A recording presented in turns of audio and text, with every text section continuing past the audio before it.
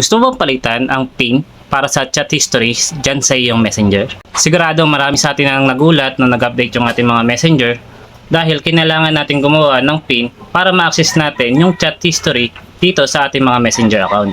Alam niyo ba mga boss na magandang features ito para sa ating security and privacy dito sa ating mga messenger account? Dahil kung meron magbabalak man na mag-open ng ating mga messenger account gamit ang ibang devices, ay hindi niya makikita yung chat history na nakaloob dito dahil kinakailangan pa ng PIN para ma-access niya at mabasa lahat ng chat history sa ating mga messenger account. At kung nakalimutan mo naman boss yung ginawa mong PIN para dyan sa chat history dyan sa inyong mga messenger, ay tuturo ko sa inyo kung paano yan papalitan. At sana po ay makatulong po sa inyo. Para mapalitan ang PIN ng chat history dyan sa inyong mga messenger account, ang kailangan nyo lang gawin dyan mga boss ay i-open nyo lang po muna yung messenger application dyan sa inyong mga cellphone kung saan nakalagin yung inyong mga messenger account. At kapag na-open nyo na mga boss ay pindutin nyo lang po yung menu sa gilid, yung may tatlong guhit.